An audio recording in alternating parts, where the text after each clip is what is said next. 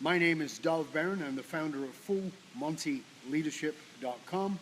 I write for Entrepreneur Magazine, for Medium, for 34 Strong, and for 15.5, and a bunch of other outlets. If you want to find me, you can find me anywhere on the web. Of course, you can follow me on Twitter at @TheDovBaron. You can also follow me on LinkedIn, and of course here on Facebook. Go to that and search Dov Baron Leadership, and of course also here on YouTube, where you can subscribe to our channel. It's Dov Baron Full Monty Leadership. So get on over there, subscribe to those, and of course we have the podcast. We have the #1 podcast for Fortune 500s. So get yourself over to the podcast and rate, review, and subscribe to the show, Dov Baron Leadership and Loyalty Show. All of those are great outlets for you. New material every Tuesday and Thursday, so always lots to give to you. And guess what? Most of it is absolutely, totally, and completely free. It is all value added to you. So get over there. Please share the wealth, though. Make sure that if you do take advantage of it, you share it with others. Don't keep it all to yourself. Don't be greedy. Okay, so on to today's show. Here's the question. Is ignorance ever bliss? And if you're going to be committed to your self-growth and your self-development, then you've got to be committed to know more. And are you willing to know more? Meaning, are you willing to pay the price of knowing more? So, is ignorance ever bliss? You see, if you know, so if you come to know something that you didn't know before, that could cause you a great deal of enlightenment, of course. That could cause you to have a great deal more insight to a situation. But the problem with that insight to the situation, or to your business, or to your relationships, or certainly to yourself, may mean that it definitely will mean that there's likely going to have to be a change in behavior. There's going to have to be a way for you to look at things or see things in a different way. And at that point, you're at the awareness is what we call a pivotal point. So you now have this awareness. It's the grand aha, if you will, of like, oh my goodness, all right, I never realized that before. Things have to change. I realize now that things have to change. But that's not where things change. Things don't change until you get to the choice point. And the choice point is when you actually have to look at the consequences of your pivotal point. You have to look at the consequences of that new awareness, that new enlightenment, that new knowledge, that new insight, the aha, whatever it was that you got. And that pivotal point is where is the most difficult of all, because there you have to make the changes. And most of all, you have to make the changes within yourself, and how you are going to operate within a given situation.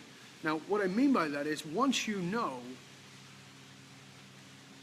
this is why I asked the question, is ignorance sometimes bliss? Because once you know, there is a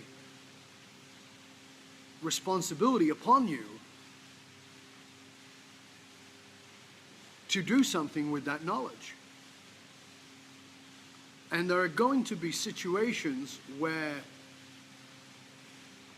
you are aware, you have knowledge, but you don't really want to change the situation. And if you don't want to change the situation, or your behavior in a situation, while you have this new knowledge, then you have to choose, you'll have to commit to being ignorant again. You'll have to pretend that you don't know. And as I said, this is not necessarily about another person. This may be about a situation. This may be, in all honesty, it may mostly be about you. So once you know it is incumbent upon you, there is a responsibility upon you to take an action. But with that action,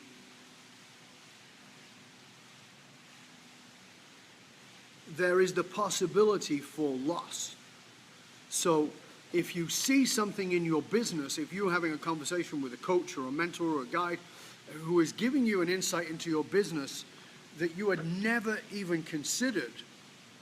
Now, even though the business may have been doing okay, you may have liked it, you may have thought it was pretty good, but you decided that you wanted to take it up a couple of notches. And so you had this conversation with this great coach, this leader, this teacher, this mentor, whoever it was, and they were able to give you an insight. They were able to give you a way inside the view that you had never previously considered. And then suddenly you get that insight. Now you will have to make changes. And the problem is that maybe it was okay before. And this is our greatest challenge. This is why the pivotal point and the choice point are such separate things, because in the pivotal point, we get the insight and we realize something that we didn't realize. But in the choice point, now we've got to choose to take an action, even though the action itself could cause us pain. It may certainly cause us a lot more joy and a lot more fulfillment in the longer trade, but in the short term, it may cause us quite a bit more pain and quite a bit more grief. So the question becomes, do you choose short-term pain, which is what would happen if you go into that pivotal moment and say, okay, things have to change, and I've actually got to take the action to make them change. So it's not just the realization where over here in the pivotal moment where you say things have got to change. It's now the choice point where you go, things have got to change, and I'm going to actually change them. What I want you to understand is that will mean that there is going to be initial short-term pain. And as we're recording this, it is the beginning of the year, and at the beginning of the year, you know, we're at the beginning of new horizons, we're at the beginning of new things. And you can't have the new while clinging to the old. Does that make sense to you? This is making sense. Please give me that thumbs up, the kisses, the waves, whatever it is, the share button. And let's share the wealth on this. Let other people know about this. Hit the share button, please. Let other people know about this, because I think it's significantly important, and I really want to make sure that you're getting value out of it. And if you are, thank you. That's Veronica who's hitting all those. Thank you. And Lisa and Sheila, thank you. Appreciate the thumbs ups on that. And again, hit the share button if you wouldn't mind, because I appreciate that, letting other people know about it. So, again, just stepping back a moment. We're ignorant, we don't know. Then we have this awareness, which gives us this pivotal moment. We get this pivotal moment of awareness where we go, oh my God, that's it, I get it. There's an aha, there's an insight, and maybe even the decision. Things have to change. Okay, but it's a decision. And the fact of the matter is that life is not changed in the decisions as much as we'd like to think that it's changed in the decision. It's actually not changed in the decision. It's changed further along in the most difficult part, which is the choice point.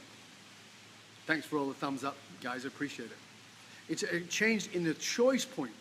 Now, the choice point is a place where it would be very easy to stay the same, where you can actually go, there's no real reason for me to change things. Things were not that bad. They were not that bad, which I think is probably the most damaging statement there is. It's not that bad, because it breeds complacency. And we have to be willing in this point, in this choice point, to confront the things that are actually not that bad. And the way we do that is by projecting them forward, understanding that there is a long-term consequence, so we avoid the pain that creates more pain as a long-term consequence. So the way to make that choice is by projecting forward and saying, you know what, this is not that bad right now. But what will it be like in 5 years if I ignore it? What will it be like in 10 years if I ignore it? What will happen if I keep ignoring it? So does this make sense to you? I hope it does. So it's really vital that you grasp this distinction between a pivotal moment and a choice point. A pivotal point and a choice point. A pivotal point is the awareness. Bam, I got it. Okay, there's that awareness. And now, yes, I see what I did not see. I realize that I was ignorant. But over here, when you get to the choice point, this is the point where it feels like ignorance is actually bliss, because in this point, I will actually have to do something. I will actually have to do something. So there is a pain in changing things. As Sheila just pointed out, there is a pain in changing things. And there is a pain in things staying the same. But what I want you to understand is the pain of changing things. This is what you've got to grasp. The pain of changing things now is actually greater than the pain of leaving things the same. Note what I said. The pain of changing things now, underlined, is greater than the pain of leaving things the same.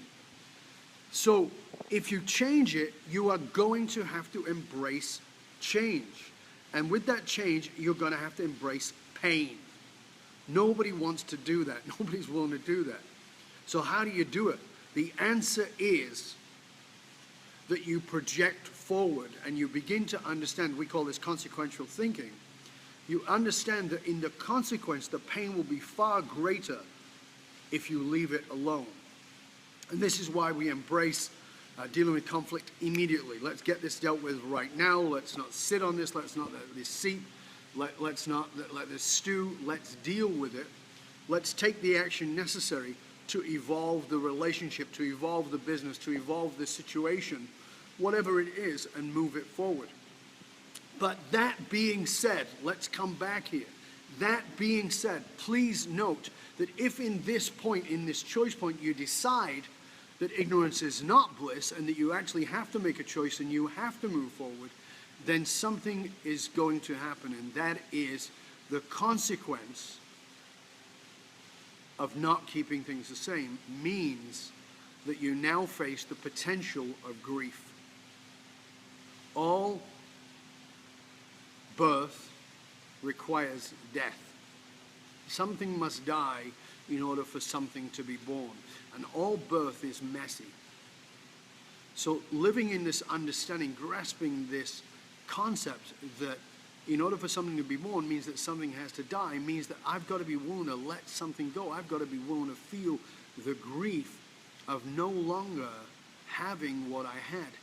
And this is, again, I've mentioned this before, this is how people stay in dysfunctional relationships, because they can't bear the pain, the potential pain of being alone, so they stay in a relationship that is dysfunctional, and they put up with a pain. You know, one of the things that I want you to understand about human beings, I've said this before, but it's well worth saying again, is one of our greatest gifts as human beings is our ability to adapt.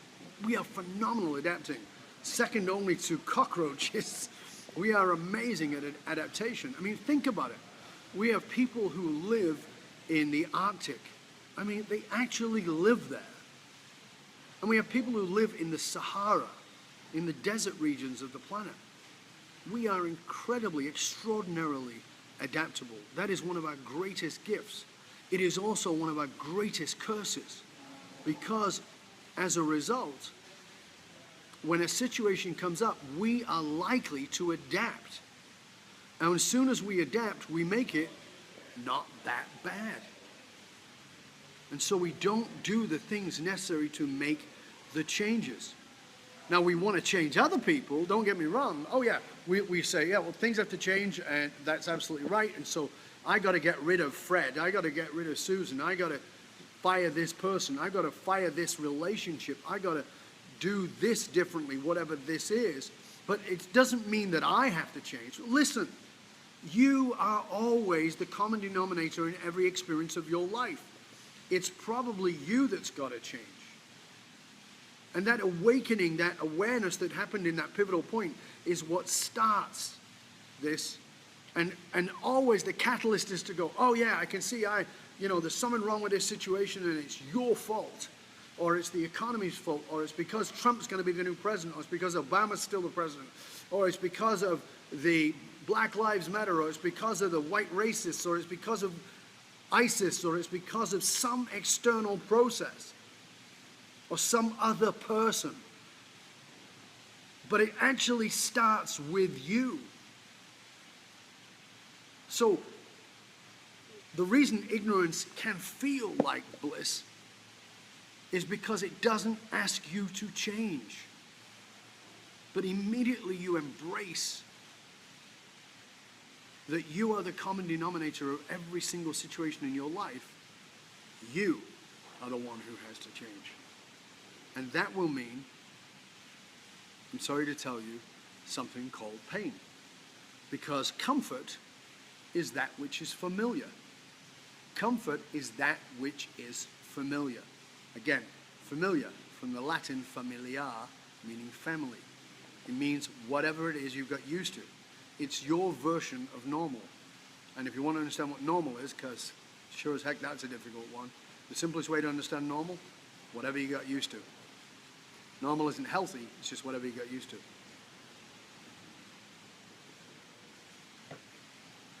So,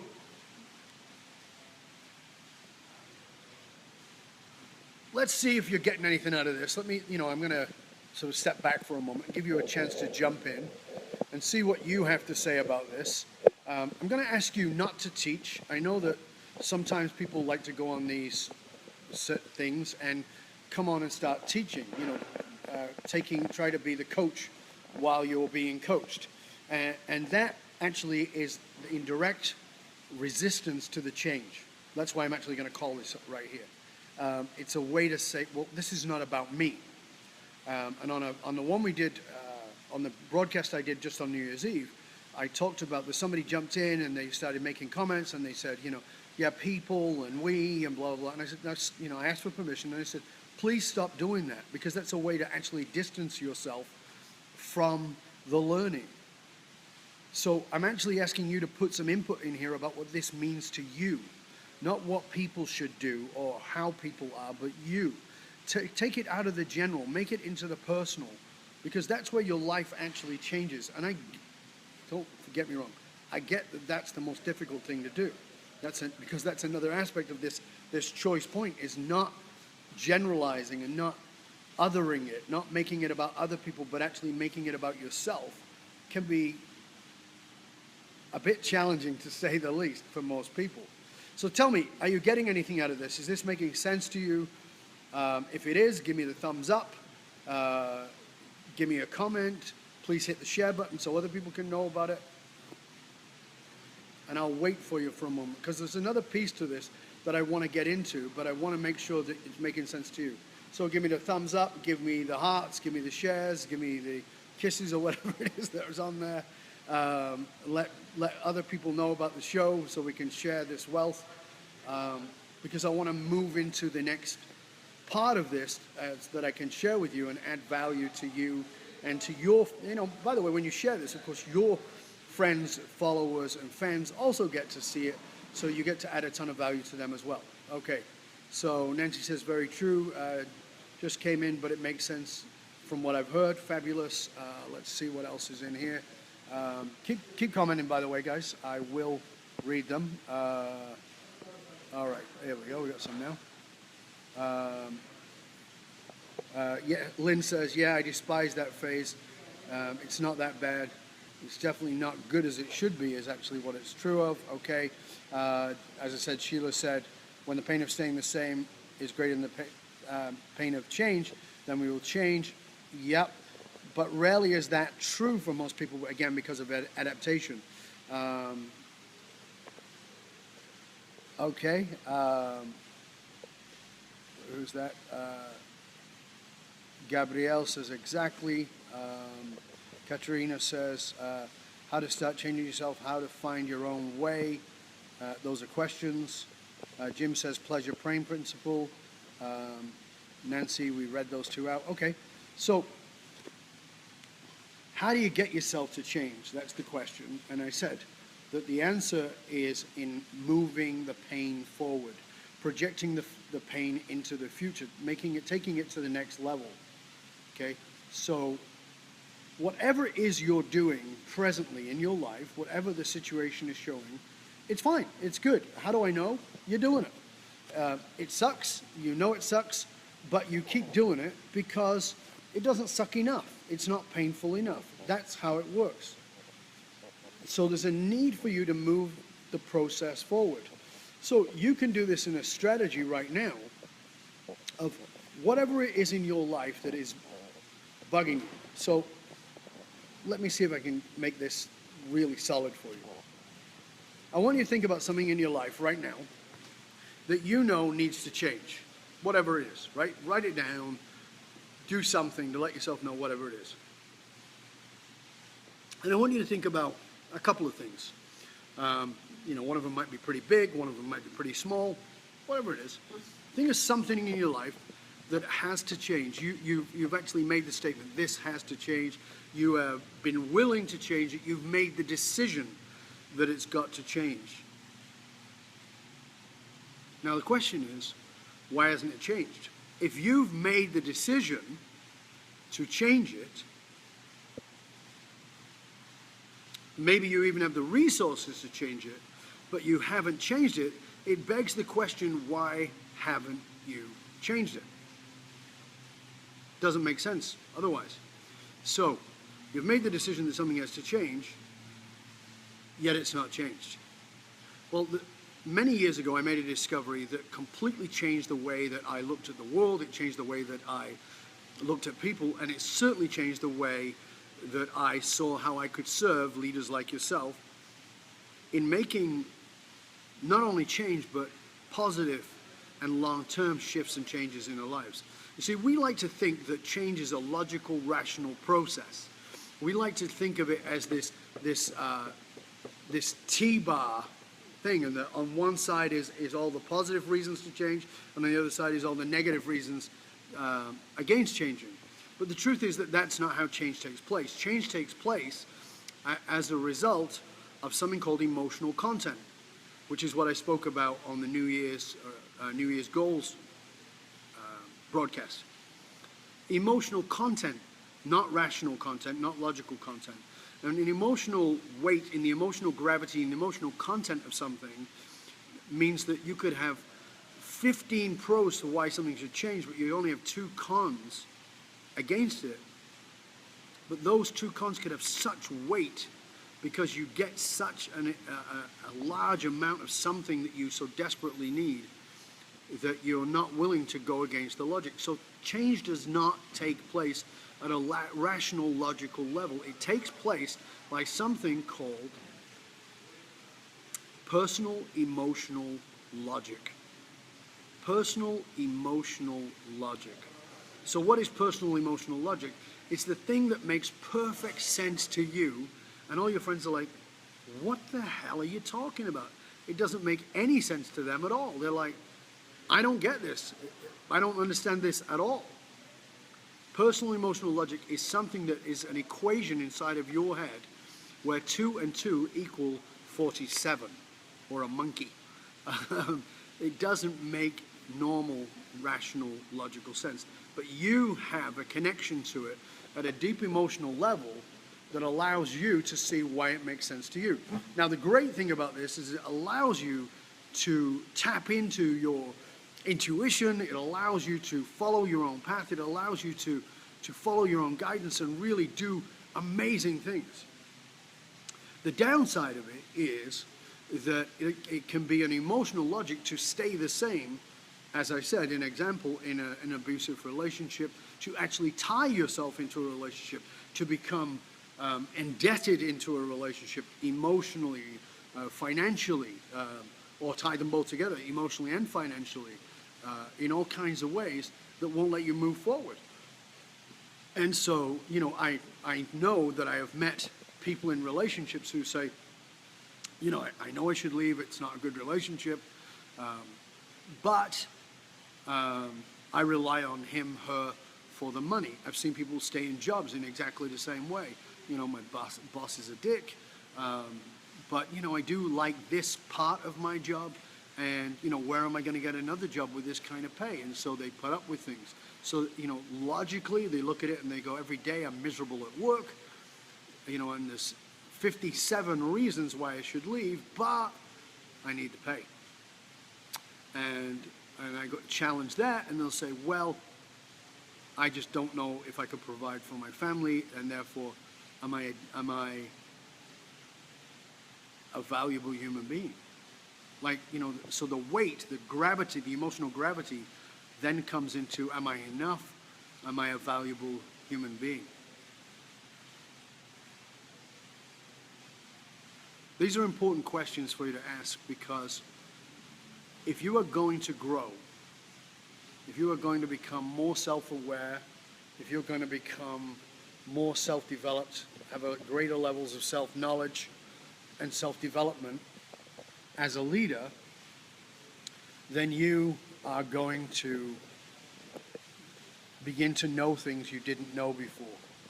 And in knowing things you didn't know before, you will have a responsibility, whether you admit it or not, that's a whole other deal, but you will carry a responsibility for a change in behavior, not just of your own, but potentially of other people.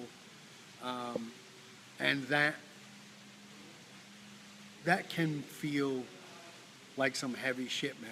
That can feel pretty heavy.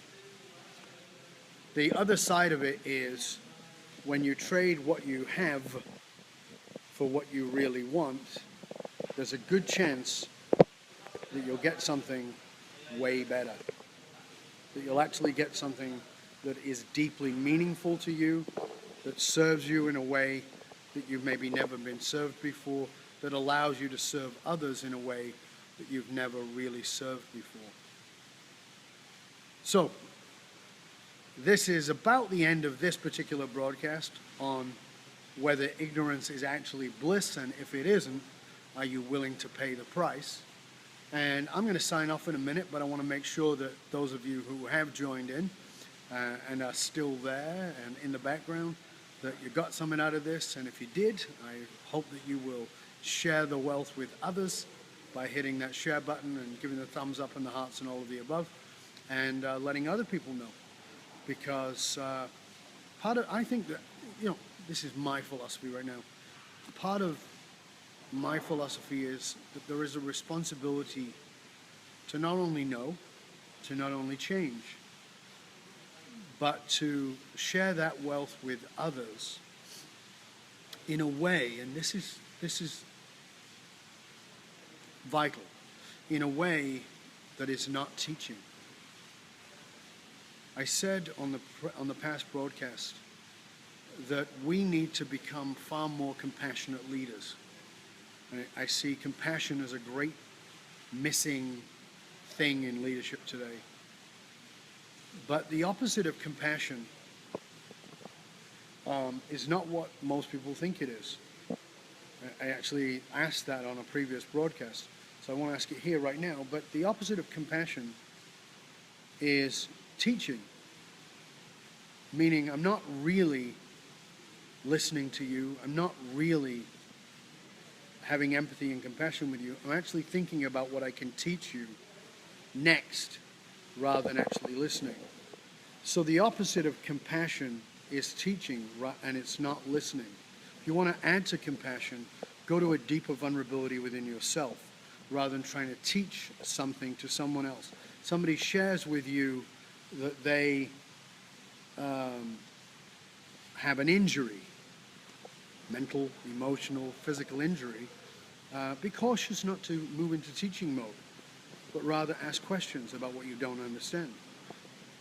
And even adding your own vulnerability about how you might have struggled with something similar. You can, and then say, I know there was something that helped me, would you like to know? That's a different thing than teaching, oh, here's what you should do. That doesn't build any trust.